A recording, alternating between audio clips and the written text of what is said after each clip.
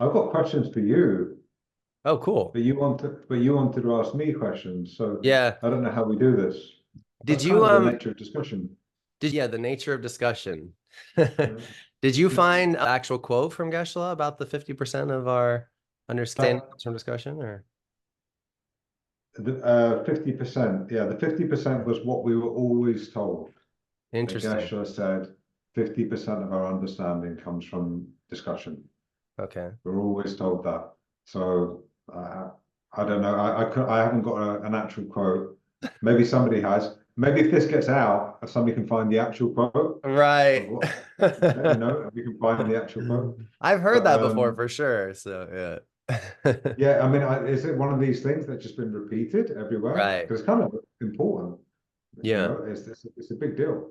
I mean, I'll give you an example. When I first studied on a program, my first class was on FB.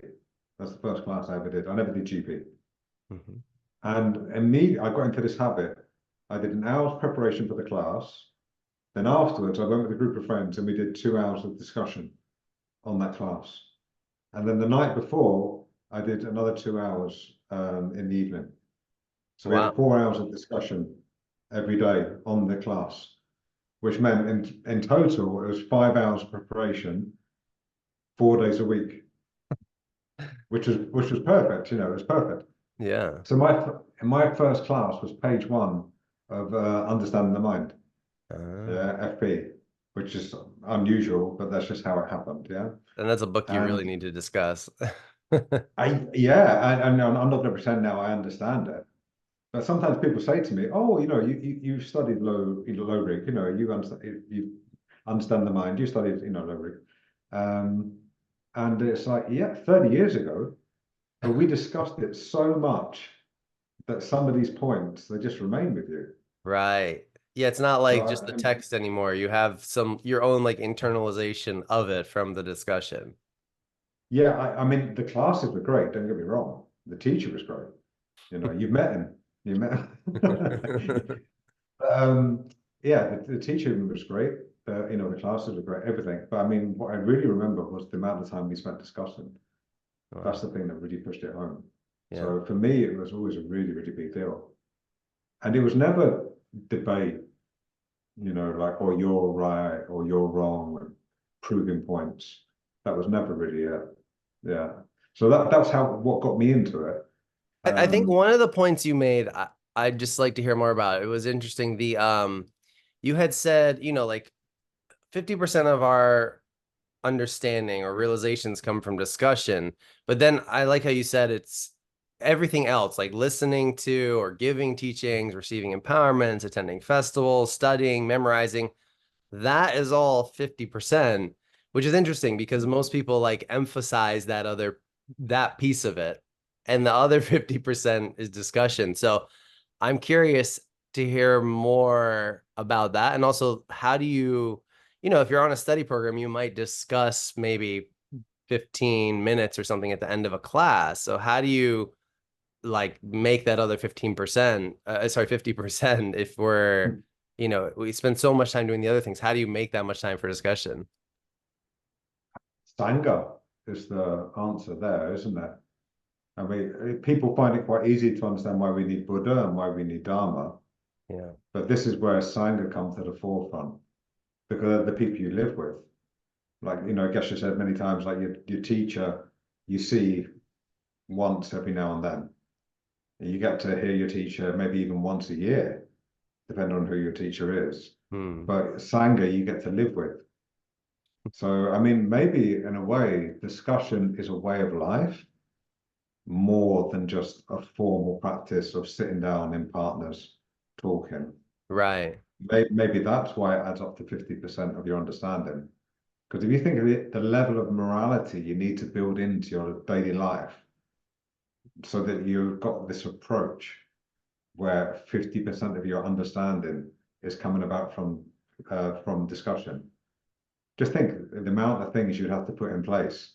It's not just having like one person in a room, yeah, to discuss with, or only go into a group every now and then. Yeah. I know what the essence of it is in reality, It's being interested. Mm, In reality, the essence is being interested. You know, when yeah, I think of ways to illustrate this. If you want to, for example, if you want to teach a subject and you want to give a good teaching, you want people to understand something. How are you going to explain something that you yourself are not interested in? right. All right. You might understand the words, it might be your job, but if you're not genuinely interested in that subject, how would you explain it to others? Right. In a way in which like really conveys the essence of it, the feel of it, and so on. If you're really interested in it, you talk about it with your friends. You know, if you're interested in Marvel movies, I don't know.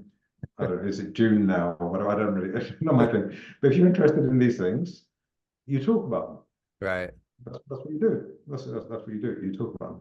So if you're interested in, it's going to sound strange. If you're interested in Lojong, okay, if you're interested in training the mind, if you're interested in the love practices, it just comes up all the time.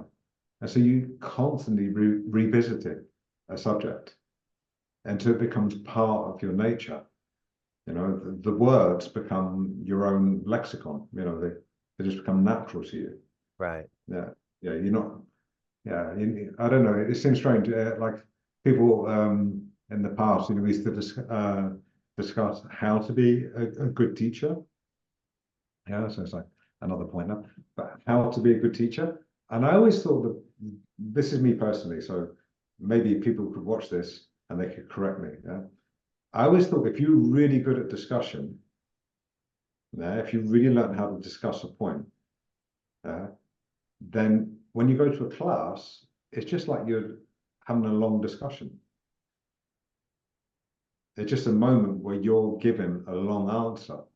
You've got so used to saying it with your friends, it's become so natural and everyday to you. You sit down in a class, and the setting's a bit different. It's a bit weird. It's all focused on you. That bit's uncomfortable, you know. I don't think anyone likes that much.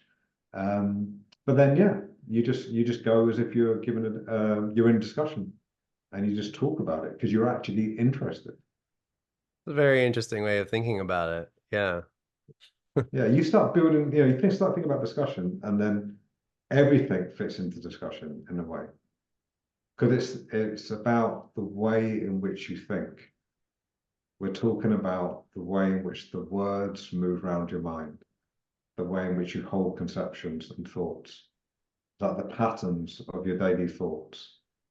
They're all built up in your speech.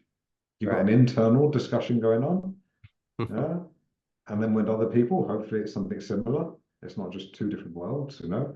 It's something honest, and then you've got this external discussion going on.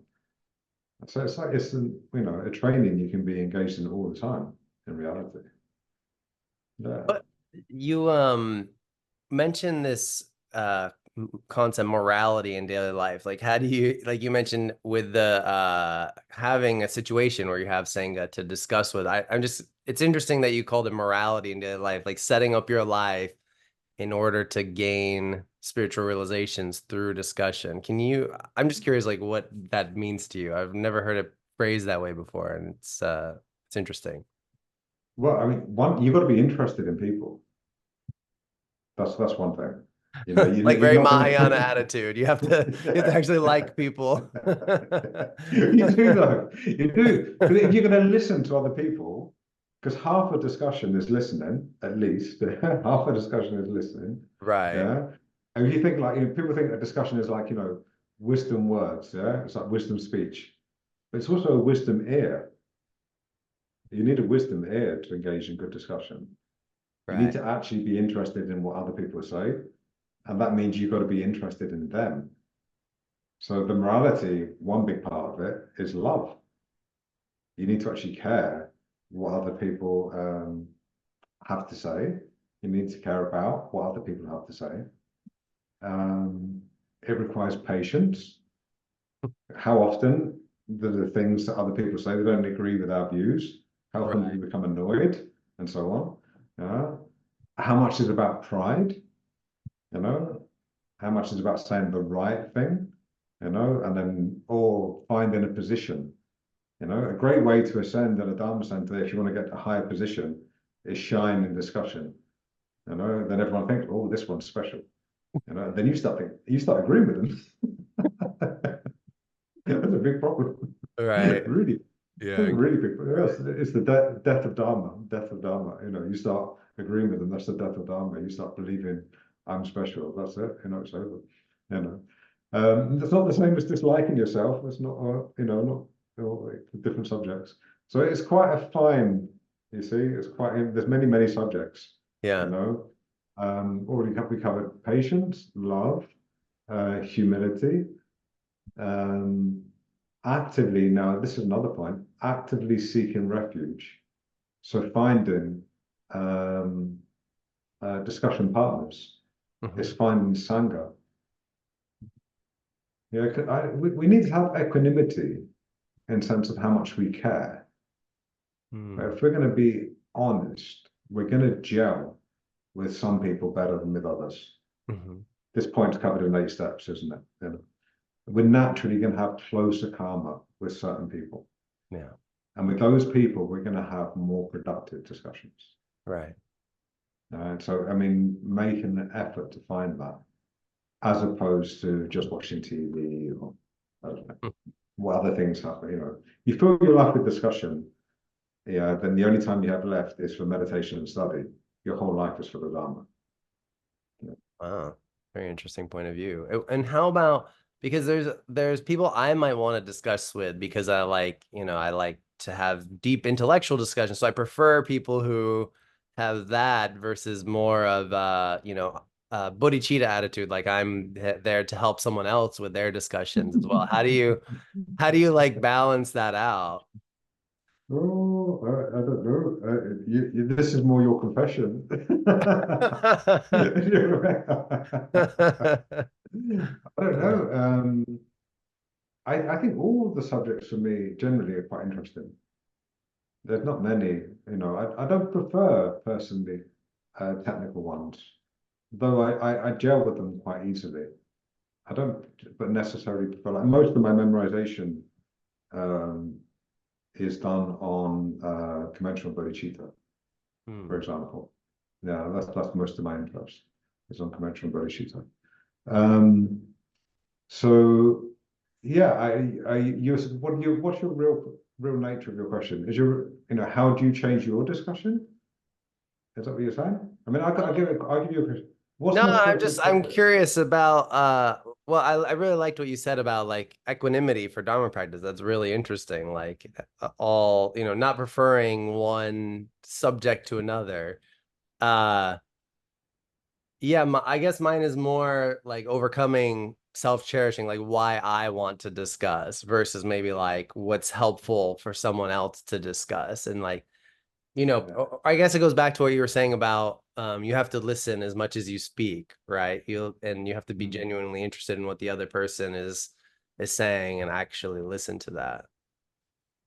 Yeah, I mean, I can give you some like points from Geshe-la on discussion. Um, like if somebody says something wrong, often it's not appropriate to correct them. Sometimes it's appropriate. If you're close enough with that person, like you're friends with them, and it's an appropriate time because other people are watching possibly, then you could correct them. But in reality, we're generally only ever talking about a relative truth, aren't we? It's only going to be relatively correct. Right. And often it's more important that person feels accepted and they take one step forward in their understanding than it is about having some truth laid down. That's not discussion. Right. That's like Q&A. That's Q&A. Somebody asks a question, then the teacher sort of floats in, they sort of shine a light, they give an actual answer, and it's not. It's just another relative idea, the same as all the other ones in reality. It's just been practiced through discussion a bit more, so it sounds a bit more formulated and a bit more coherent, a bit more erudite, and so on. Yeah, but generally, it's just another relative point. So, what do you want from other people in your discussion? Do you want them to give you a perfect answer? you know, or if they say something wrong. Like if I ask you, what's an appropriate topic for Dharma discourse? Is there topics that are off limits? You know, a lot of people say, oh, politics. Right. Politics is off limits. So, yeah, what makes it a Dharma discussion? Right. You know, is it just because it's ultimately cheaper? This is actual discussion now. So, what makes it a Dharma discussion? What's the characteristics, the qualities that make it a Dharma discussion? What qualify it?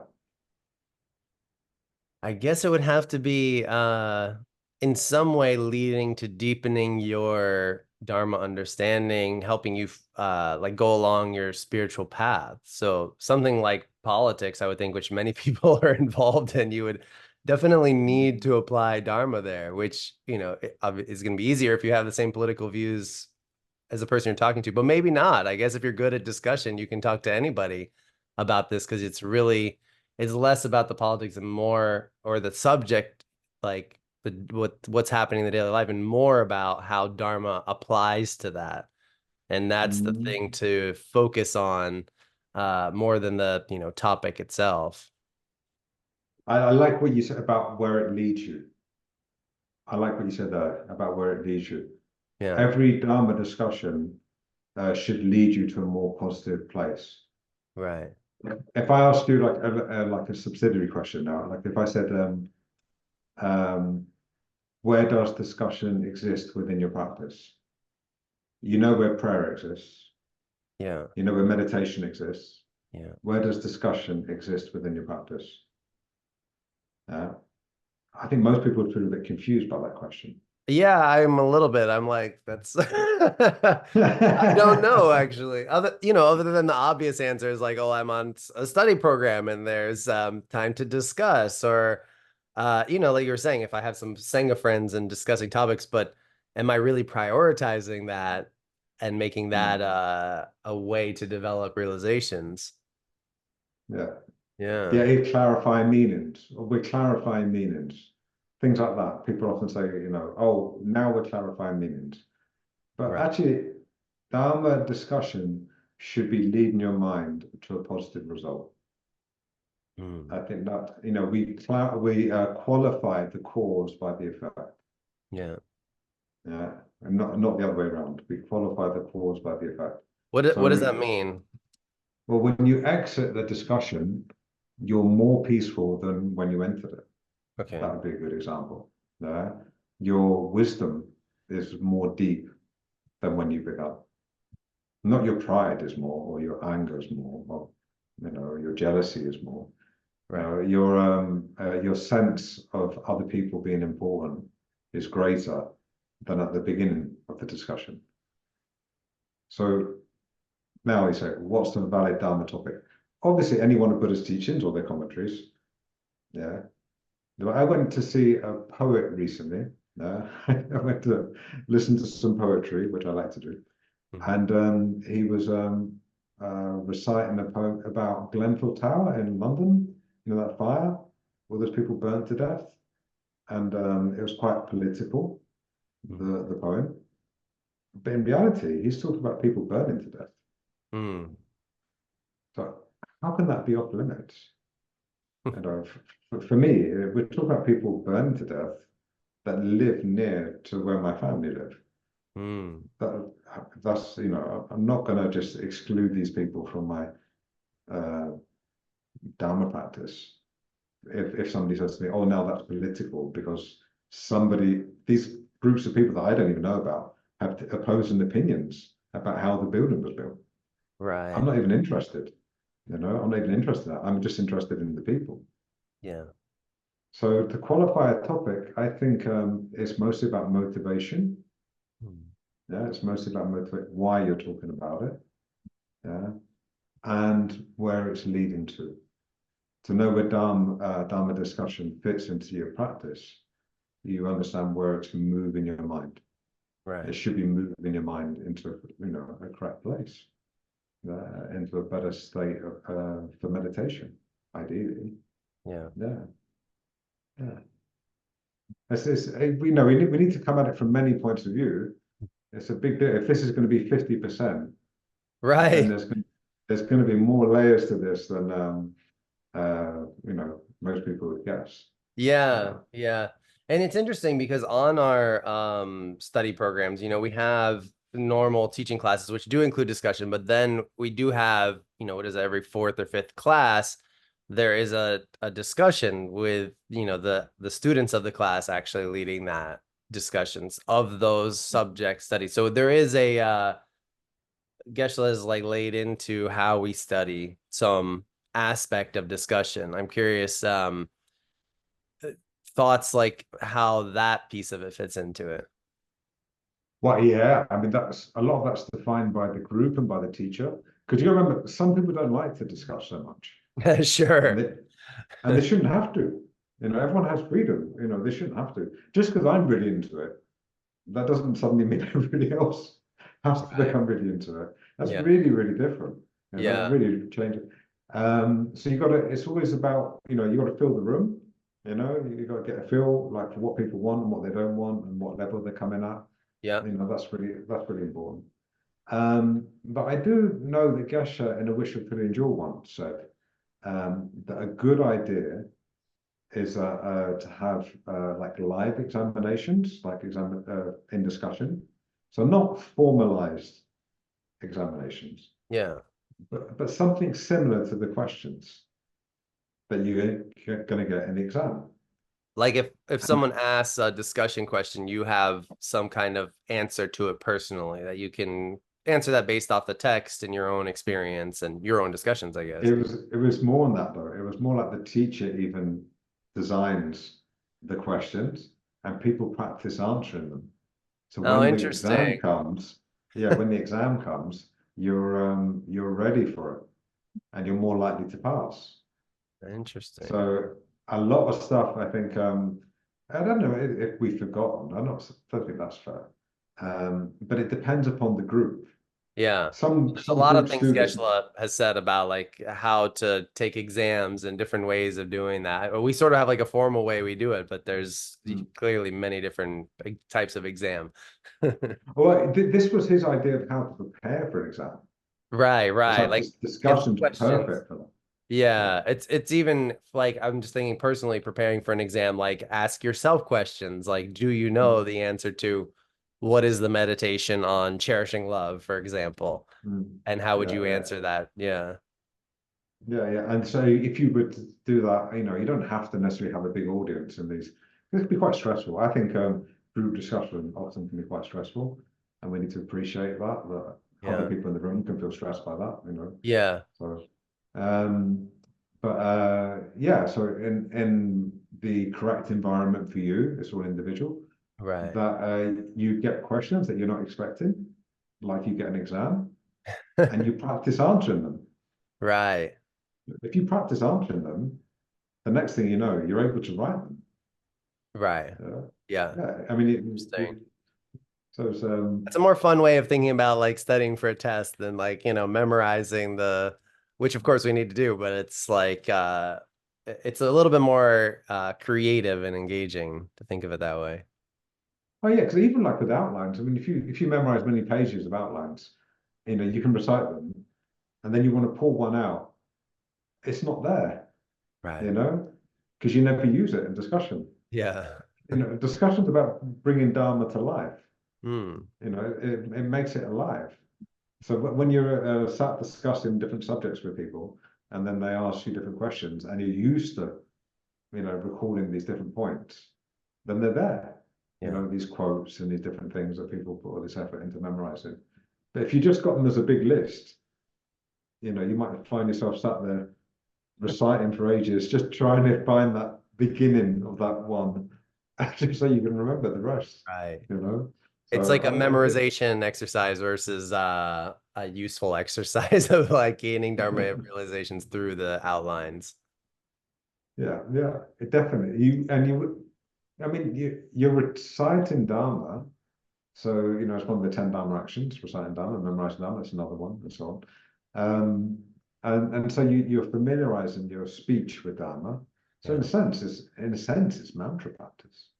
If Hmm. you want to think about it on a higher sense, it's mantra practice. But Yeah, a lot could be said about that, really. But I mean, that's going into a bit too deep, possibly. We're still not even there as to what is the nature of discussion, really. I don't know. Like when you, this is something I was looking at when I was trying to think about this. Like, Geshe says, everybody has wisdom. Yeah. Yeah, everyone has wisdom. But if you've been in Dharma for a while, a lot of the time when you begin a discussion with somebody, it comes the assumption that you know better. Hmm. And that's really not helpful. Right. It's really, really not helpful. Because then, if you want to find that element of wisdom that they have, that bit that you need to take away, like when you in discussion, Geshe says to like speak as if you're giving something to somebody, that you have a precious gift you're offering to somebody. And so when you're listening, you actively listen as well, as if somebody's giving you something. Yeah. Now, they might be wrong views. Yeah. Okay, that's okay. But if you ever studied the tenet systems, like we have got in Ocean of Nectar and Guide to Buddhist Life, yeah, then we study a lot of wrong views. And so it's quite helpful, somebody articulating a slightly incorrect view. In fact, it might make you appreciate where that view comes from, why it's included in our system, how it actually fits in, what you're meant to learn from it. It actually opens up many, many, many different subjects. Like I remember a teacher saying to me years ago, he said to me, these Samkhya's, they're almost Prasangika, aren't they? And I was like, oh yeah, he's like, yeah, he's got it a bit. He finally, after all these years, he finally got it a bit. This because Samkhya is not even Buddhist. He said, but they're actually quite like they're quite like Prasankas, aren't they? I was like, yeah, they are. It's true. And it took a long time for him to realize. To say, oh no, this is definitely like the furthest away. It's really, really wrong. Yeah. And he Yeah. went, actually, the way I practice is almost Samkhya. It's almost not even Buddhist. And I was like, yeah, that's probably true. This Interesting. needs this needs discussing, you know what I Yeah. mean? Yeah. Yeah. That's a very Mm. interesting attitude. Like, even though you know it's like technically not correct, you still, like you were saying before, the person needs to feel cherished. And Mm. if they feel, if you're, going along with how they view it and you cherish them, then you can help them further along their view and, match it more and more to the correct view, quote unquote. Yeah. But also, if you really listen, you'll find that your view isn't so perfect. Right. And they've actually got something to contribute. Right. Yeah. Coming in with the assumption that you know is always going to be a problem. Yeah. Yeah, yeah, that's why everybody has wisdom. So everybody brings something to the table. So even when they start expressing something technically, like you say, incorrect, actually you start, if you're listening carefully, you start to realize where you adopt this, where you're using this, how this actually fits into your daily life, and Right. so on. And this person's revealing something to you, like a temporary emanation. They're revealing something to you, but because you started to listen properly. So I don't know. I mean, yeah, I like technical discussions. I do. I must, I do like technical discussions. Um, I'm out of the habit of really. I need to get back in the habit to get, get a bit more sharp again. Because I need discussion partners. I need discussion partners. I mean, this is another subject related to this. How does Facebook and like a medium like writing fit into this? Because Yeah. flaming. You must, is that right term? Flaming. When people, with the writing, everything can be taken out of context, can't it? Yeah. Yeah. When you can't see the body language, you don't know what Right. they actually mean.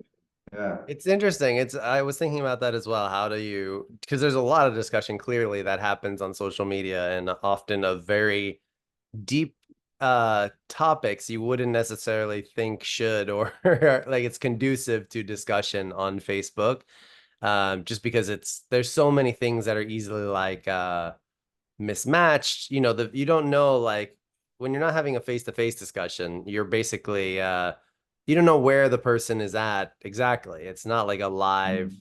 discussion, and people can sort of like just drop right in the middle of your discussion with a one-liner. And I guess it's interesting because there is some element of discussion that's happening because you are talking about a topic, and I guess in a way the like thoughts about it are evolving, but it's tricky because you don't know what are the underlying motivations there, what are the there's not like the same like one-on-one connection as we have like in a discussion like this where you can get a sense of where the person's at, and then the discussion can build, so to speak. Like we, even in this short discussion, we can have some ideas that we've planted, and we're sort of in the same mind space about them now, and the discussion can Mm. build on top of that. And the more that we discuss, the more of like a shared view we're having versus if someone were to just drop in right now and say, well,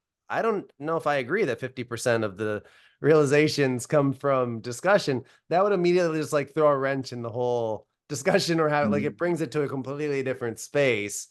Uh, and it's not as productive. So yeah, it's an interesting question. The only thing I like about well, I'm not saying the only thing. One thing I like about written discussions is that you have to think things through properly. Sorry, say that again. You You have to think what? you have to think things through properly. Ah, okay. You Yeah. take the time to think, think out the thought, Yeah. and then you put it on paper, and then you reread it before you post it, that kind of, you go over it again. So you get it Right. quite clear. Yeah. Yeah. I like that because it makes me make my thinking clear. It makes me work out what I actually think. Yeah. Yeah. But at the same time, when I'm in face-to-face discussion now, it's more true. You hear how stupid I am. Do you understand? It's completely. Right. There's I no can't like hide editing behind on it. If you it. make a mistake, you can't like go back and check, was that correct? Is this That's where you're Yeah, at. yeah, yeah. You Yeah. can't run it through Chat GTP or something. Yeah, yeah, Oh, how do exactly. I answer this? Yeah, there's no cheating. So Yeah. this is kind of more honest. I mean, there's some good things in the written discussion. There are Yeah. some good things, but it does get away from the point often. I wouldn't say don't do it. I'd never say that because I actually done it many times. Yeah. Um, and I actually discuss privately with some people. But it's easy when you know the person, Yeah. you know. Like a lot of the time we're making jokes, and so they need to know who you are to know that it's a joke. Right. Yeah. Otherwise, they think, oh, they're being serious about this point now, Yeah. and you're Yeah. not. You're making a joke, Yeah. you're taking a play on words. You're using consequences of what they said, and Right. they're playing words. And then, that wouldn't be correct in Facebook. Yeah. Somebody else coming in to read that, I think, oh, these people are really rude to each other. Right, right. The That's other not thing I good. find in online discussions is even if it's like a one-on-one chat, is sometimes because there can be so much Mm. being sort of written down, it doesn't have the same I don't know, like I personally process it differently if I'm reading a bunch of things that you're saying versus having a one-on-one discussion like this. I feel like it's processed in a very different way. And sometimes when it's written down, it can be, I don't know, I feel like you can lose the thread a little bit because sometimes there can be too much, or sometimes there can be, um, yeah, it's just the communication doesn't happen in the same way where there's like a connection with the message. Does that make sense? Yeah. Oh, totally. Because like somebody could say something, and you have a question, and they give you 3 points, three answers. So Right. do you answer just one of those points? If you answer all three now, it starts spiraling. It's like exponential. Just next thing you know, there's like hundreds of points to be answered in every post, Yeah. and it gets crazy. Yeah, we need some special software for that. I don't Yeah, like here we can know. only discuss one point at a time. You can't, it's impossible. If you throw 3 points out, you have to digest them one by one by one. And each one is its own Yeah. thread. Versus if you're Oh, doing that in text, it's just like becomes a mess of this point and that point mixed up. no, there's quite a few points that you said now in this, since we've been started discussing that were actually really interested, but I had to leave behind because I wanted to take the main thing you said, which Mm, I thought was the main thing. It might not have been, but which what I considered to be the main thing. And then I carried on. So I had to leave some things behind. And in written discussion, that doesn't seem to happen so much. right. People seem to like go back and revisit everything, Yeah. It's quite a skill. Um, I mean, if you look at, Shanti Labor's verses, I mean, Geshe says in Universal Compassion, there's no clearer explanation of emptiness Yeah. than in Shanti Labor. Yeah. Yeah. Is that 168 verses, I think, chapter 9. If you read that, you think, well, how much he's put into there. It's very pithy. Yeah. It's a very clever thing to do. And that's something you can practice doing. But I mean, you're often going to be misconstrued. People are going to think you mean something else. But that's Right. quite a good skill, and for yourself to do. Maybe you don't need to post to anybody else, but for yourself to practice writing Dharma, Right. to try and summarize these points, these thoughts yourself in verse or in, it's a good thing to do. All these things, writing Dharma is a virtuous action. It's not the same as publishing Dharma, It's not. It's for your own understanding. It's a really good thing to do. Right. Yeah, it's Yeah, interesting so because it's like you can just writing it for the sake of familiarity.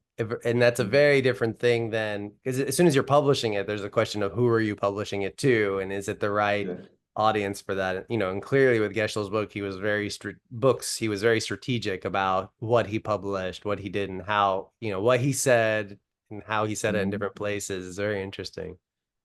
yeah, definitely. Yeah, I mean, yeah.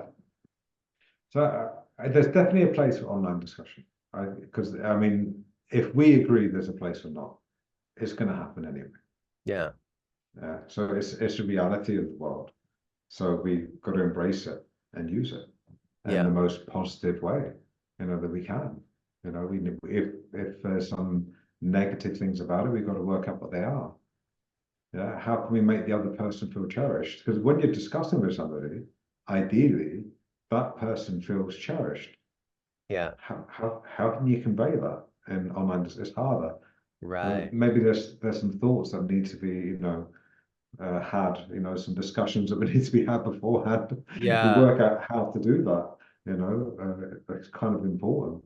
Yeah, Yeah. otherwise Otherwise, you can easily get like offended or like all the things you said, like lacking patience will come if you don't think the person cherishes you, you really cares, and it's not about what they have to say or are they right or not. It's about like you said, are we discussing Dharma? Where is it leading? Why are we doing it together to uh deepen our understanding because you care. mm, Yeah. like one thing I used to do when we in programs and in teaching, one thing I used to do a lot, around these things was I used to watch people discuss. Yeah. So I mean, I would sit and listen to their discussion. I wasn't just Okay. watching. I would sit and listen to them discuss, and Yeah. I love it. I absolutely love it. And I watch my own mind as well at the same time, and I sometimes see my eagerness to jump in and clarify the discussion, or Right. to improve upon the discussion. Somehow my presence makes things better.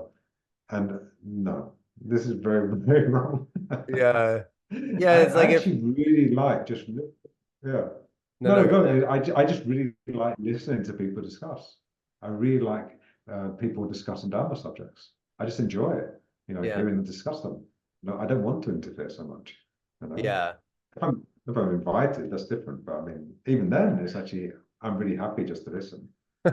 Yeah, I find that sometimes there'll be I teach the foundation program at our center and leading discussions. Every once in a while they'll be like, okay, we need like the ultimate answer from the teacher, like give it to us now. And it's like that kind of misses the point. Like there is like you've been saying, it's not about, is it right or is it wrong? It's about improving our understanding together. And I've noticed that even, with Kadam Morton in discussions, like there's clearly things that people are just sort of off, not like completely off basis, but it's like not entirely aligned with what we've studied.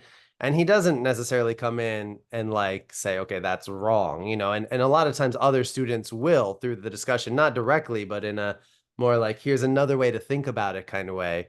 But I have seen him sort of step in on a few occasions where something was, quite incorrect. And I wonder like, what is that? But that takes a skill to understand what that is and how to like correct that skillfully in a way that someone would take and not like be offended by, for example. God, it's so individual, isn't it?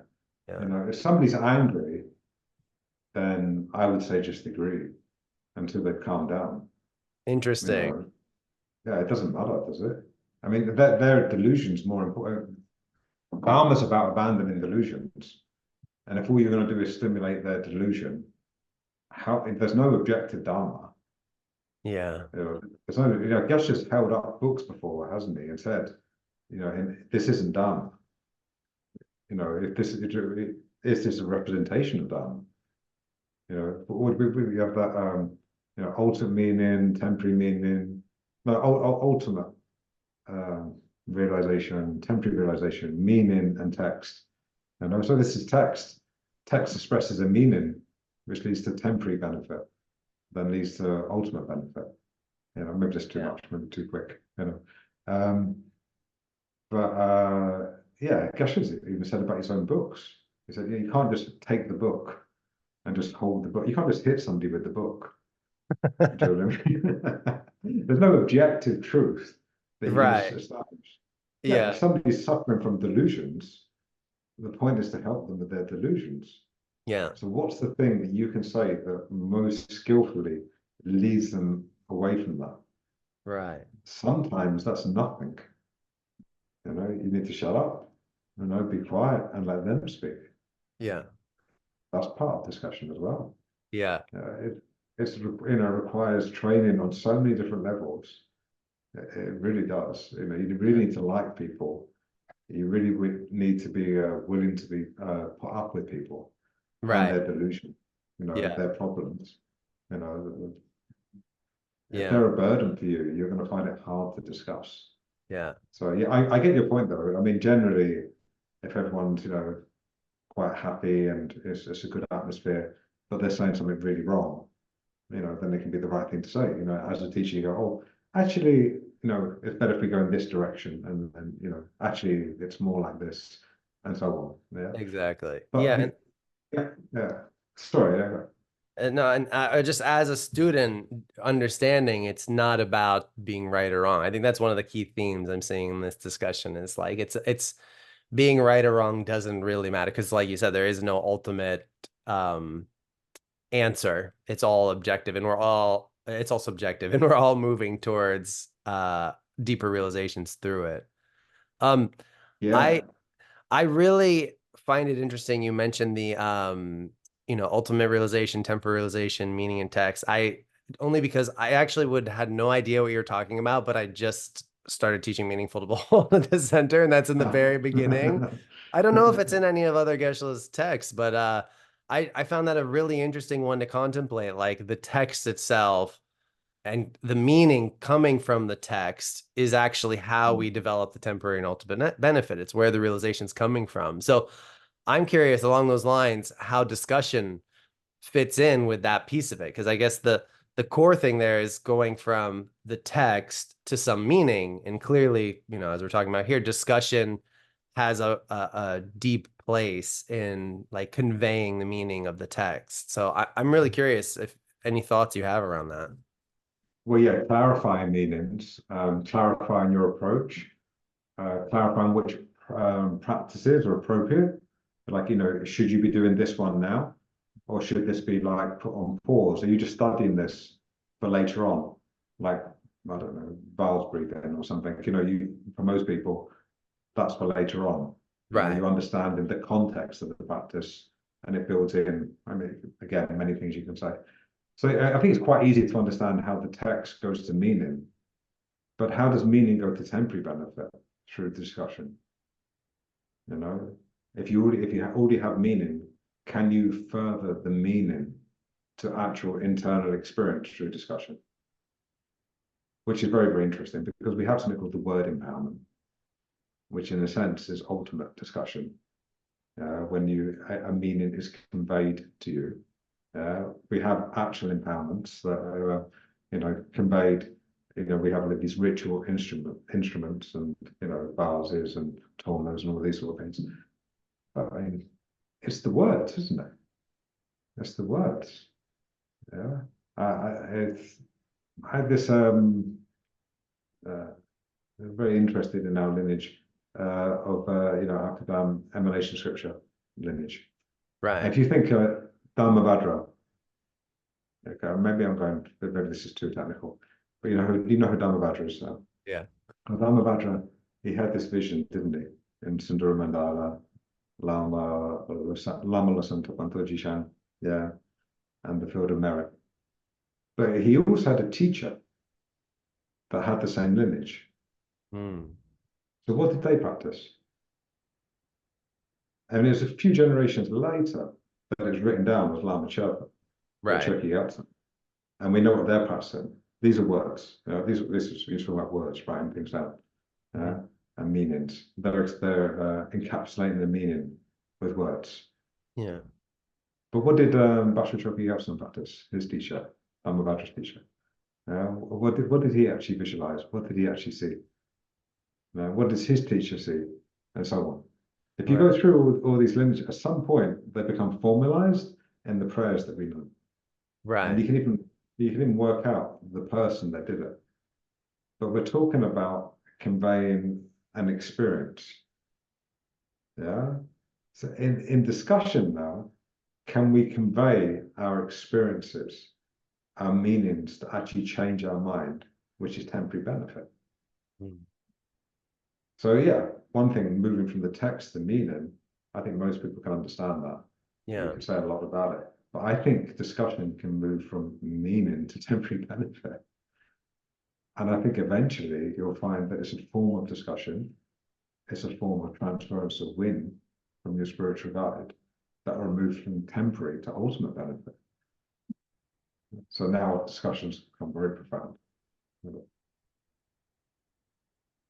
Does that answer? I don't know. Maybe I went I off too mean, much there. that definitely answers. I feel like I have so many more questions about that, but it's probably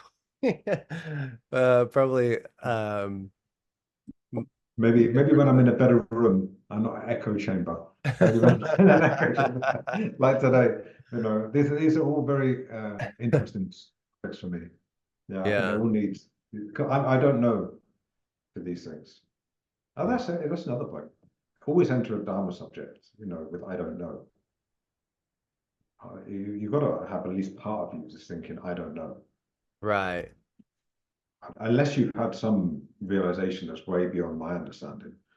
And you're at that point, you're on the path of seeing, and okay, you are that being. That's different. I'm not. So you enter every subject with, I don't know. Yeah. This is an idea. Let me throw out an idea. All these discussions on the union of the two truths. You see lots of these going around. People just they're quite fun. They're quite fun. Yeah, but most of the answers that are very good answers from different parties. They're really good answers. Yeah. But they're true for whom? For whom are they true? They can be true. Yeah. But for whom are they true in reality? And that means you need to understand the perspective of the understander, the realizer, not just the object being realized. And therefore, we're back to discussion. We're talking about an interdependence between the object realized and the realizer, and how one is changing the other. And this is something that needs to become fluid again. And therefore, discussion enters the realm again. Right. Yeah, interesting. It's not about just what is the object emptiness and getting that correct, because it's the object emptiness is a relative truth. It's I mean the understanding of it, and you need to know who is understanding to see is that true or not. Like if I'm holding more of a Chittamatrin point of view on Mm. emptiness, it's not necessarily incorrect unless you're identifying as a prasangika. Then then you'll have again the relative truth there is like my view looks incorrect compared to yours, but the truth is we learned so much from the Chittamatrin point of view. It's actually, well, I mean, Geshe said this once, didn't he? He said it is a valid conventional truth because it has a function for them, which Mm. is like it's a bit of a mind-blowing thing because we sort of think like the prasangikas are the correct ones. They are like the objective truth. But even I read this quote once, even Atisha himself, someone asked like when he came to Tibet, are you teaching the Chittamatrin point of view? Or are you teaching the Prasangika point of view? And he said, I'm not teaching any of those point of views. I'm teaching the point of view of emptiness. And Mm. it's like a bit Yeah. of a mind-blowing thing. It's like we just like you're saying, so Geshe holding up the book, it's like, okay, we think there's this definite point of view, which is the Prasangika point of view, and this is the correct, and everything needs to be that, versus yeah, if you're thinking more, where is this person at and how are they understanding emptiness? And myself, like you said, I don't know everything about emptiness. And my view, even if it's someone else has a wrong view, I can still learn from it.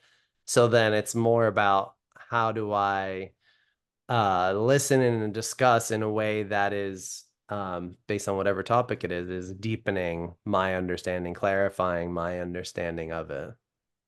Yeah, totally. Yeah, there's so many things to be said about that. What you just said now, I mean, this is whole other discussion topics. You know, even amongst Pasankas, there are different levels of insight. These sort of things. Yeah, Shantideva Yeah, says that directly. yeah, Yeah. yeah. So I mean, there's lots of things to be said about that. It's very, very interesting subjects. But anyway, we're talking about discussion. So I don't know. I mean, if people were going to look at this and take anything away from it, maybe what they should try to do is find somebody or a group that they gel with, Right. because this isn't in place of FP, TTP, GP. Right. This is like an appendix. This is how to deepen your appreciation. I mean, can you imagine? I've been an FP teacher. Can you imagine if your group had gone away and spent time with the books, studying, discussing, deepening their understanding, and then turned up to a group discussion, all you know, prepared more than you are? Yeah, I mean, that should make you really, really happy. I mean, exactly. that'd be Yeah. amazing, wouldn't it? Yeah, absolutely amazing thing. So, if people just develop some appreciation for what discussion can bring, yeah, if they start to understand its function in their own practice, then they'll find people to discuss with. Yeah. They'll find ways to make it happen, and they'll try and involve other people so people can feel cared for because they get involved in this understanding. Yeah. But it requires, like I say, a lot of morality. It requires a lot of Yeah. morality. You need to, Yeah, I like one thing I often see on our teaching training program is when the discussion leaders they meet together beforehand and discuss the we have a system where people can submit questions ahead of time, so if you're going to miss the class or on correspondence or whatever, they can submit them, and so then you get some questions that are like a basis of discussing ahead of time, looking over the text, splitting it up into sections, thinking about the questions that could come up and what questions could be answered. And that's exactly like what you're saying here, I think is the like just have going away and having some discussion about it to be more prepared. But in theory, that should be everybody who does that, not just the discussion leaders. yeah, and but you shouldn't beat yourself up if you're not like this, if you're not doing this. It's really not helpful feeling guilty. Yeah. Guilt's a delusion. It's not Yeah. helpful. Yeah. Um, but the reality is, if you're interested, you will discuss it. Yeah. Yeah. Yeah. If somebody says, oh, there's a big lump of money appeared in my bank account or something, it's in the front of your mind. It's interesting for them, Yeah. they don't have to generate a wish to think about it, if they just won the lottery or something, I don't know, something like this, they find a way to think, talk about it, to think about it. And it's the same with Dharma subjects. Find a way to discuss that actually improves your interest.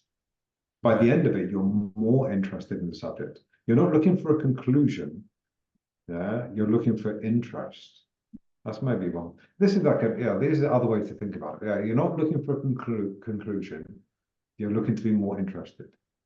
You're not looking for complication. Yeah, you're looking to be virtuously confused. It's quite different. Virtuous doubt, virtuous doubt. You're looking to have like a beneficial confusion Yeah. where your mind's willing to change because new things are being presented to you. Right. Complicated, feeling overwhelmed is not helpful. Right. So there's a type of discussion going on where all it does is make you feel this is too complicated. Yeah. You lose appreciation for it and you think, I don't want that type of class. I don't want that subject. Yeah. That's not helpful. So if you're the one in discussion and you feel like you're putting people off by doing that, you need to think about it. You need to realize, am I doing that or not? Yeah. And be careful and choose that. You choose your moment when to Right. discuss and so on. Yeah. Yeah. So you want to lead people and away from complication. Yeah, it doesn't mean it's not sometimes going to get technical, but away from complication. Yeah, and into virtuous confusion. Yeah, that's the ideal. And by the end of every discussion, you're left wanting more. Mm. That's interesting. I mean, that's very different from how I would think about it. I would normally think like by the end of the discussion, you want like very clear conclusions about it, and then you move on to the next one. But that's clearly not as beneficial as if I leave thinking, oh, I need to like visit this a little bit more deeply. Yeah. But that's personal. As a teacher, is that you need to bring the group to a relative conclusion. That's like the Right. teacher's job. Geshe Yeah. said this. It's important. You need to bring to a relative point of understanding, and so you can draw a line under it, and then move on to the next topic. All these, I'm not trying to contradict any of those things. All that's true. Yeah. But as an individual, you leave the class wanting more than when you went in. I see. That's really different. You leave the class wanting more than when you went in. Yeah. It's very nice. For me, discussion does that. Yeah, Nice. that's how discussion works for me. Yeah, when it's going well, that's how discussion works. Yeah. What other like key ideas do you have around discussion that you think are really important for people to understand?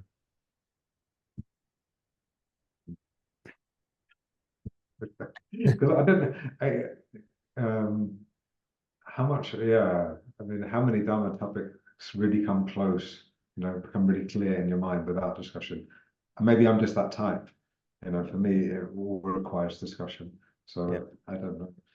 And maybe I'm not the best person to ask because I'm like, if there's a spectrum, I'm on the far end of the spectrum, in this sense. Yeah, I can tell you some things Geshe said. For example, he said, discussion is particularly important aspect of the program because we can help each other greatly by sharing our experience and understanding of Dharma. Sometimes we can discuss in pairs and sometimes the whole class can discuss together. Is this okay? You interested in this? You can. Yeah. It's okay. It's okay. Me reading just little bits. I prepared some bits. Oh no, this is awesome. I guess what she said. Yeah. So when we discuss, we should always have an open mind and be motivated by the wish to help our partner. If we have some special experience or understanding, try to share it. Always conduct your discussion as if you are giving something precious to a friend. That's beautiful. Yeah. That's really good. It makes it so simple. This is, you can tell Geshe's thought about these subjects. I mean, Yeah. he's discussed them. These are natural. This isn't a book. This is just how Geshe speaks. Yeah. It's just natural to him. And I think if you engage in discussion enough, it becomes natural to you. Yeah. So Sorry, I want to you're hearing that, but I also just thought of the Geshe himself about discussion. He give a teaching where he talked about how he would get some experience, and then he would go to like a Kadam Lama who he would then discuss it with, and then that Lama would give some like clarification. There was one example where about impermanence, and Geshe was discussing with him about impermanence, and then the Lama said to him, "You shouldn't think things are impermanent. You should think I am impermanent." Like, the minister, yeah, yeah, yeah, he's a lay minister. a lay Yeah, he minister. That was. was what it was. Yeah, Yeah. he's quite a bit older than Geshe as well. So Ah, it's interesting, yeah, because he wasn't trained as a Geshe. So Geshe was bringing all this formal Geshe discussion, this debate discussion system, you know. okay. And then this minister's obviously got experience and just talks straight from experience, which is it is quite amazing. Yeah, yeah, it is quite amazing. Yeah. Yeah, yeah.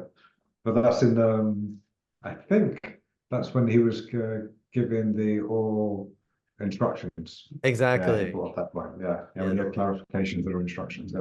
So Yeah. yeah, yeah. So, anyway, do you want to hear a bit more of this? Yeah, Is it there? please. I Yeah. know that's a bit strange and a discussion. I'm just reading things to you. I don't know. No, I love it. Yeah. So when you ask questions of your partner, you should do so only with the intention to learn from them or to clarify a point, not in order to find out how much or how little they know. And when they reply, you should listen attentively, as if you were receiving something precious from a friend. I mean, this is really, I don't know, this is all morality, isn't it? This is all moral discipline, this Yeah. approach. So it doesn't, I'm not going to try and give commentary to this or something, because it speaks for itself. Do not get involved in heavy discussions and avoid explicit disagreements. I think that's quite useful. Yeah. If your partner says That something advice. wrong, yeah, I think we all need to yeah. So if your Yeah. partner says something wrong, quietly point it out, but be careful not to cause offense. Some people do not respond well to being contradicted, so bear this in mind and speak gently and considerately. But I don't know, I think it depends. Yeah, okay. I'll just tell you what Gasha says, and then you can edit this and put this together and whatever's useful. But sometimes if someone says something wrong, we can mentally disregard it whilst appearing to agree. This helps to keep the discussion peaceful and friendly. It's more important to be peaceful and friendly. Interesting. This actually, no one has a bad nature, but sometimes people can appear to be upset or disappointed. If your partner has difficulty understanding or accepting your point, be patient and try to help him or her understand gradually. But that can be done over years. Yeah. Maybe for a while you just need to accept where they are and the stuff they're Right. saying, and then over time, Yeah. over a long time. Yeah. And it really depends on like your connection with that person. I've had similar discussions with different people, and some people they like they just go along with it and they get it right away, and we can get to Mm. that like mutual understanding. And then other people, it's like it's the same point, but because their point of view is so far off, you have to discuss it extensively, like you're saying, like over months or years. And even Mm. then, it may not completely get to that place. But I think that's one of the themes really coming out. Like it's all about the wish to help that person, and yeah, and the humility and wanting to deepen your understanding. Like that's such a key thing for discussion. Like I really liked the opportunity. Like I really appreciated the opportunity to teach or study in different places So basically with different cultures, because they have a different approach generally. Yeah, it's still Kadam Dharma, but they Yeah. have a different approach.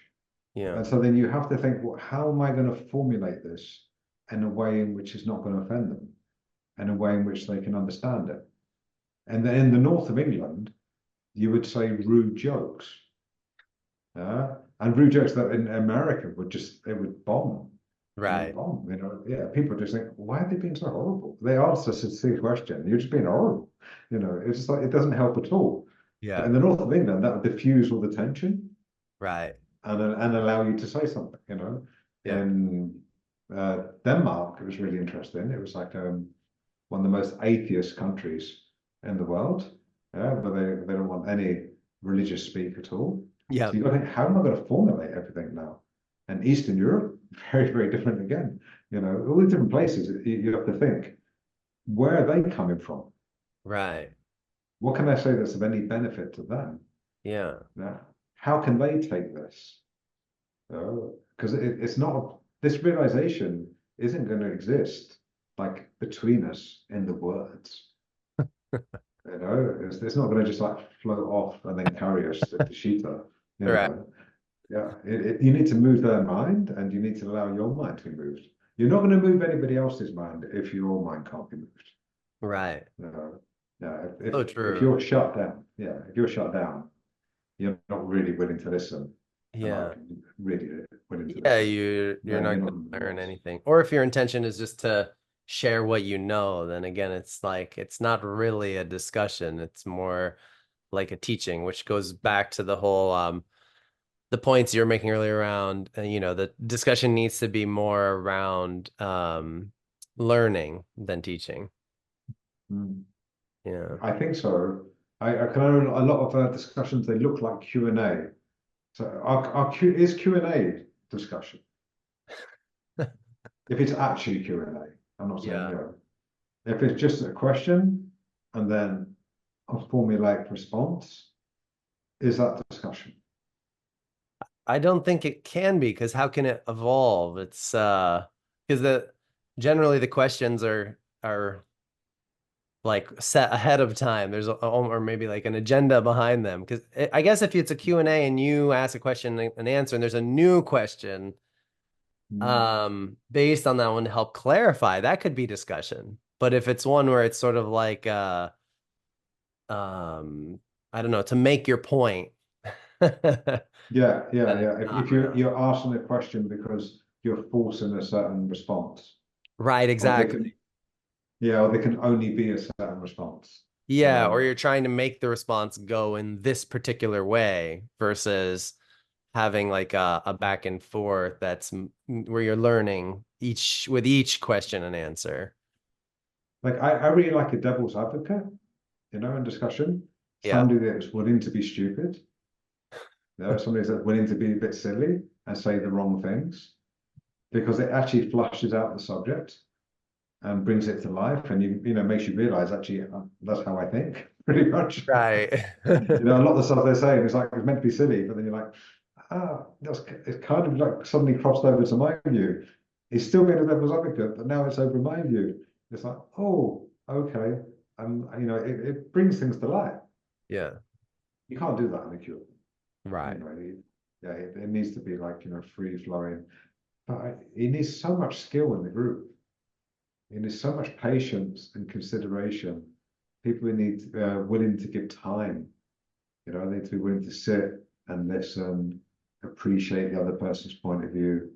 It can take years to build up a decent discussion group. Yeah. And I really think I encourage anybody that's interested to find a friend or a group of friends in your Sangha community with your teacher, or however, whatever's appropriate. I don't know, and discuss and just enjoy it. Rejoicing. Rejoicing should be like a major element of discussion. The Yeah. fact that somebody's willing to talk about Dharma with you, Right. and you take that as every day. We just think that's like a normal thing. Yeah, in fact, there's lots of places in the world where you won't find a single person that be willing to talk about this with you. Yeah. And you're like, oh, I have to go to discussion. It's like, oh no, no. Yeah, yeah. So yeah, something's gone wrong in a way when it becomes like that. Yeah, Yeah, something's gone agreed. wrong. How about like people who don't necessarily want to engage with discussion, like maybe um I don't know, they're quiet and they don't want to share their point of view. Like how would you suggest people who are uh have maybe that kind of disposition and like stay mentally engaged or like take use of discussion so that it is practical for them? Uh, yeah, I actually like listening to discussion, like I said before, but that's because well, when I'm listening, it's like I'm on both sides. I'm evaluating the points and comparing them to the things that I've studied before. So I'm actively engaged when I'm listening. So you can do that. It is totally possible to do that. And I think we need to appreciate that a lot of people have anxiety. So if it's a group discussion, Yeah. some people feel quite nervous about speaking publicly, and so they don't want to really engage in a group discussion, Yeah. and they shouldn't have to. They should be left alone. But from their side, if they know there's no pressure on them to have to do anything, then they don't need to worry. Right. I think it's quite important. You need to let people know they don't need to worry. You're not going to be put in a position where you have to speak or give a response, or you're going to be examined or something. Right. You're just gonna It's make their definitely so. anxiety worse. It's like I'm gonna call Yeah, on it. I can call on anyone at any time. And yeah, then people are gonna feel nervous the whole time. no. It's like a forced Um, engagement versus willing. that doesn't work for me. Yeah, Yeah. personally, that doesn't work for me. Yeah. So, but that person, as the listener that's gone quiet, they can still be fully engaged in the discussion. I mean, for example, they could choose one side and decide to be on that side Hmm. and see what it goes to their mind. Yeah. They can fully engage with that, and then Right. they can make their own notes and take their own benefit from it. And one day maybe they'll be willing to contribute when they're ready. You know, Yeah. but there's no pressure to. I think people need to be given freedom. They need to be given freedom to discuss as much as they want to, Yeah. and to not discuss if they don't want to. Yeah. It's up to them. Yeah, Yeah. yeah. Interesting. It's not like this is the only way. No one's saying that. It just really propels your practice. It propels your understanding. Yeah. Um, it's a great tool, to help move your practice forward very quickly. Like if you want to say, like, offerings is an amazing tool to accumulate merit and propel your practice. So Right. engage with offerings. Discussion itself is an offering. You start considering it as an offering to the person you're speaking to. But also, it's respect to the teachings. Yeah. You're giving your time, your energy, your speech over to the teachings, and you're Right. engaging in discussion. So, I mean, we start thinking like that. It's a great way to propel your practice. Yeah. Yeah. That's amazing. And Gonna, the whole point around like relying on Sangha and how discussion is, a key aspect of refuge in that way. And yeah, just finding a group of people or even a partner to have a discussion with. It seems like such a great way to build the community. Like, being at many Dharma centers, we always want to help create community and foster that. And we've done, like brunches after class, for example, because it's a great way to get people to stick around, food, have some discussion, get to know each other. But this seems like a really good excuse to make Sangha friends and like hang out like outside of a class and have you know yeah, you have food or go for a walk or just hang out, but have the discussion, especially if you're studying something around that particular topic or whatever's interesting to you in your practice at the time. It's such a good reason to like build and nurture those Sangha connections. oh, totally. Yeah. For me, yeah, I love it. Like I say, if somebody ever brought me a question, it's like I'm really happy. I think sometimes people years ago people would come up and say, "Oh, like they're a bit nervous, but they're bringing you a burden." they've got this question. It's like it's a Right. burden. It's like this is not a burden. Do you Yeah. know what I mean? I go, Yeah. what's the question? Yeah. I I'm love really Dharma interested. questions. It's like, Yeah. it's so exciting. Do you know what I mean? So I mean yeah, I mean this is a great way to bring a community together. Yeah. Um, if you got those right and they want that again, I think it's all about free choice and if they want that. But yeah, if somebody brings a question and you feel that you can come and bring a question and you're not burdening other people, you Right. know, because it's like somebody asks you a question, and they think, well, it's a bit silly, you know, and you're like, well, and then you hear it and you're like, I know nothing. I draw blank. I know nothing about what you're, you know, this is, Right. you just literally opened up a new part of Dharma for me. Yeah. You know? What you consider to be a silly question and you're nervous about Yeah. asking, has just opened up a new part of Dharma for me. It's Right. like it's so good to get these Yeah. questions, you know? Yeah, I mean, that's how questions are, is that they're amazing, you know? Or somebody comes and says, oh, I've got this point, you know, I'm thinking about this, I've got this idea, and they explain this idea. And they, it's maybe a bit wacky, you know, about space or, you know, emptiness and these different things, you know, Yeah. how it all fits together. And you're like, mind blown, you know, wow, light bulb moment, you know, and what they're saying. Yeah. I think people often they're nervous about sharing, you know, and they don't realize actually this really brings us together. Now we have something in common. We share something because we discussed it. Right. Yeah. We have a Yeah. meeting point. We're Yeah. You're Sangha, building we're a that family. relationship. Yeah. And it's Yeah. And almost, then like yeah. no, go ahead. No, it's exactly what you said. And then in a center, if you've got lots of people whose relationship are built around the Dharma, Yeah, you know, they're built exactly. around these subjects. And then that's Very where meaningful they that feel way. close. Ah, what a center. It's Yeah. amazing. Yeah, Yeah. what a And thing to do. it's also like going back to what you were saying before about cherishing the other person and like you can if you really like think about someone, what kind of Dharma question could they have from their point of view, right? Like, oh, I know this person who is an author or a creative and like think, okay, what might they think about this topic? Mhm. And how can I ask a question in a way that will get them excited and I can also learn from it? And it's like that Mhm. attitude, like you were saying, I can learn from anybody if I'm looking at it the right way. And then, you have, yeah, you're having this attitude where you're trying to build a relationship and deepen your Dharma discussion. It seems like really relying on Sangha. That just makes it so clear to me because it is sometimes very hard to think like, how do I rely on Sangha? But this is just such a good like a gem of a way to do that. Yeah, and you know, if we're trying to practice moral discipline, purification, accumulate merit, that means you need to tie your, you know, body, speech, and mind with virtue. Right. Yeah, that's you need to bind your body, speech, and mind with virtue. Yeah. And a lot of the time we're caught up with work or different commitments and so on. So if your downtime is talking about Dharma, you know, you've got a lot of virtue going on. You Right. know, yeah, Yeah. because your actual again back to interest. You know, if your actual interest, you know, 'cause that's what you do in your downtime. You Yeah. know, when you're left alone and you can do whatever you want.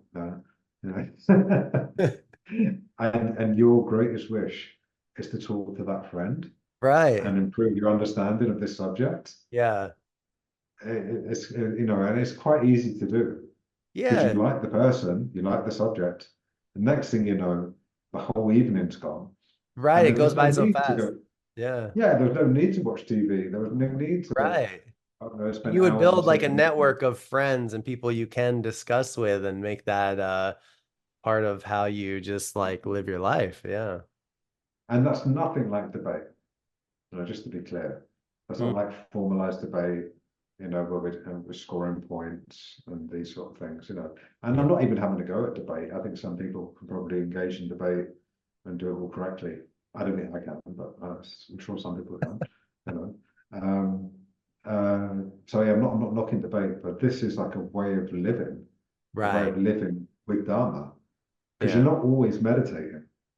You know, sometimes you might be lucky when you get to meditate for many hours every day, or Yeah. you get to study for many hours every day, but you don't get to always be with Dharma. Right. And I live in big Dharma centers. I mean, you get that opportunity in England where you're washing up together or you're cooking together and so on. And instead of talking about nonsense, you talk about what was in the class, Right. Yeah. you know? And you're discussing again. And it's just there all the time. Yeah. And then after a while, you realize, oh yeah, I memorized this. I didn't even try to memorize this. And it's like, oh, I memorized this text. Yeah. Oh, I didn't realize this. Oh, now I know this. Oh, how did I Yeah. know this? Well, I spent 2 years talking about it. That's why I know about it.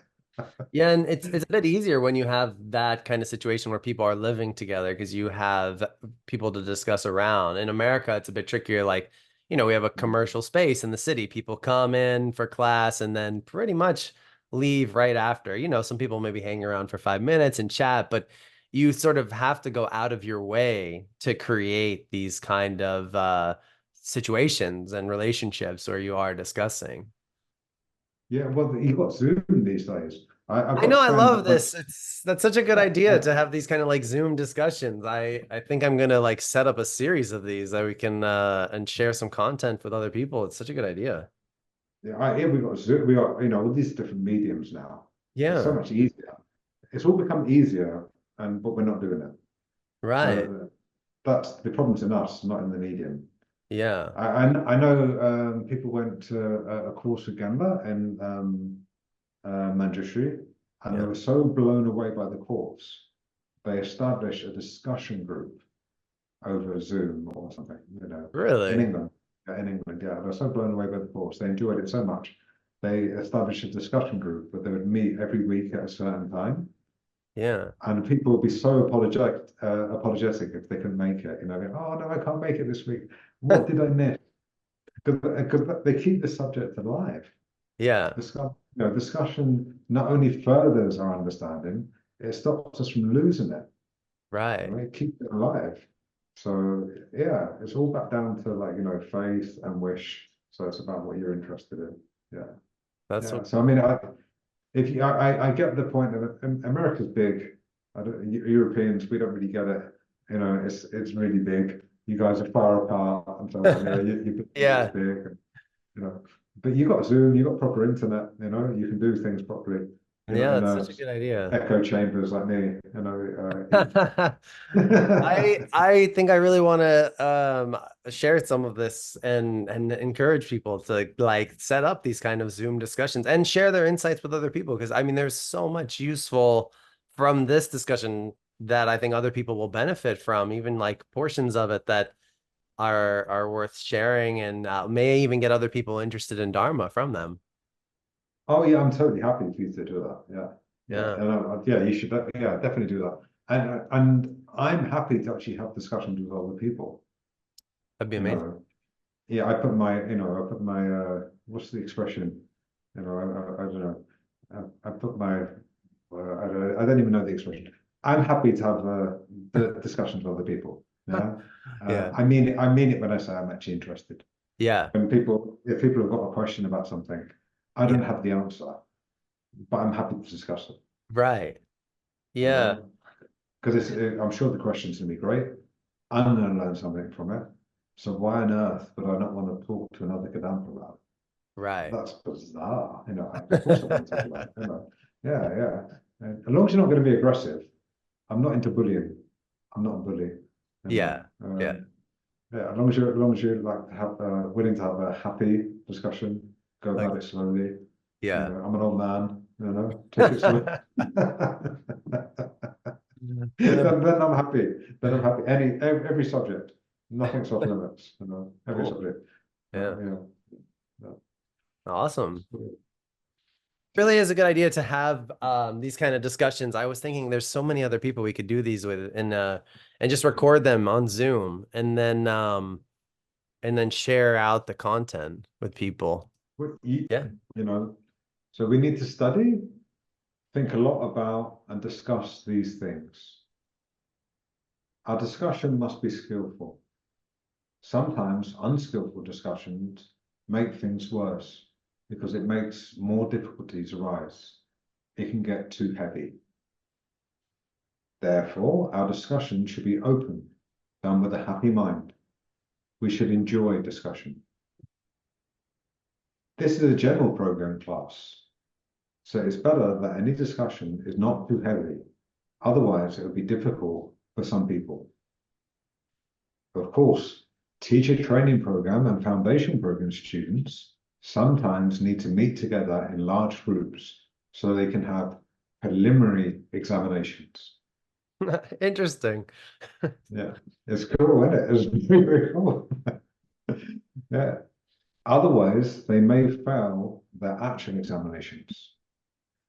So they need to meet in big groups and sometimes answer set questions. In this class, we can discuss happily and openly in groups of 2 or 3 people. Even if we have no specific questions, we can read our book and notes and question each other. In big groups, some people may be nervous, disappointed, or jealous, or sometimes get angry, and then discussion can get too heavy. Mm. Human beings have such strong self-grasping that it can be quite difficult sometimes. Yeah. Sorry. I'm just trying to read through it and be normal, but it's brilliant as well. It's absolutely brilliant. Yeah. So, okay, almost done. It is necessary that we discuss skillfully and happily. Discussing with a happy mind will increase our happiness. Then, because we enjoy discussing, later we will want to discuss more and more. Skillful discussion is very helpful. I think that's what we've been talking about mostly. Yeah. You know, Gotta have a skillful about discussion making us happy and what is skillful discussion. Yeah. Teachings are just for 1 or 2 hours, but students can meet together continually and discuss to help one another. This will make everything clear and is therefore very beneficial. Little snippet there. So I don't know. You could let's some sound bites in that. I love You know? that. I think I'm gonna call this whole talk "How to Have a Skillful Discussion." Yeah, that's great.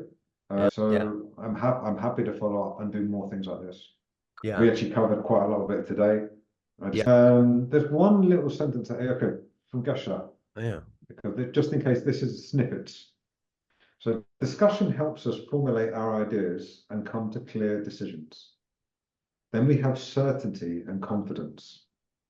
Otherwise, without regular discussion, we'll be left with doubts and discomfort about the subject. That's a snippet, but I think that's really useful because you know, being left with doubts and discomfort about subjects is why people give up, or one of the reasons. Yeah. So, yeah, I never met somebody who spent all their time discussing Dharma give up on Dharma. Right. Yeah, because if you People have a who, doubt and you just keep it, then those like build on each other, and the more you hear, the more like that doubt just it's like I don't know, like the princess and the pea, like the pea beneath the mattress, right? Like you put stuff on top of it, but the discomfort just carries through the layers. yeah, And you're never quite fully happy or like satisfied with your understanding because of that doubt. yeah, and if you discuss it, you know, you're willing to say, and it's a safe environment to say it. Right. There's no judgment. You know, Right. you can air it. You know, then you can resolve it. That's an issue. I mean, it's not so easy in group discussion to Yeah. talk about such personal things. But if Yeah. you've got, you know, good Dharma friends, good Sangha, and you can say things honestly, I don't understand why this happened. I don't, you know, I'm seeing this and this doesn't seem to be right. Yeah. Then you can talk about it honestly. Then that person can help you understand it, what is right, because maybe there's something that isn't right. And Yeah. then you can understand it, you know, and then you can think, oh, we need to help solve this. We need to do something about this. Yeah. But if you feel like you can't even talk about it, it just sits there and it festers Right. and it makes you unhappy. You know, it's a poison in your mind. Yeah. Because I guess we need, you know, we need a faith in our heart. It's not doubt, you know. So Right. yeah, Yeah. and the discussion's a great way of addressing that. Right. It's really, really important. Yeah. Yeah, especially if you have someone who can help you get that clarity and just even another like angle to view it from, which I think is just a big part of discussion is like there's an infinite number of angles to view any different subject or situation, and having that other like lens with which to view it, another conventional truth that changes your mind about Yeah. how it is. It's just, it gives you something, a fresh perspective, and it can just be super helpful in that way. Yeah, your mind exhausted by elaborations. It's true. It just discussing, and then eventually, you come to rest. You need to come to rest. Yeah, Yeah. exactly. Yeah, I should Cool. put myself on charge before. This is awesome. I really enjoyed this, France. Yeah, I really likewise. appreciate this. No, I learned Yeah, so much from it. This is like like me we're too. along the Yeah. learning from discussion is huge, and you just and you also get to appreciate Senga. Like I really appreciate your depth of understanding and wisdom about this, and some of the things you said. Honestly, I'm just like, I don't even know. Like we could have a whole discussion on a few of those things there, because I don't even really know what you were saying, but I'm so interested in it. So I really think that's another aspect of discussion, and I really appreciate you taking the time and sharing. No, and I really appreciate you, honestly, giving me the opportunity as well, because like I said, I'm just sat waiting to find a place to start and do things. I need a way to engage. Yeah, I actually need more people to discuss with. yeah, I need to bring these subjects alive for me. yeah, I don't want distractions. I don't want other things. I actually yeah, just want to focus on Dharma. And for yeah. that, I Same. need people. I need Yeah, people. I need people. Yeah. exactly. So I Yeah, really appreciate you for doing this. Yeah, I do. awesome. Yeah. Cool. Yeah. So yeah, thumbs up. Simple as Yeah. that. Yeah. Cool. So I'm going to shut down my computer. I'll say goodbye and shut down Okay. because Take care. I'm done Yeah. anyway. So We'll chat yeah. soon. Yeah. Okay. Bye bye. Bye.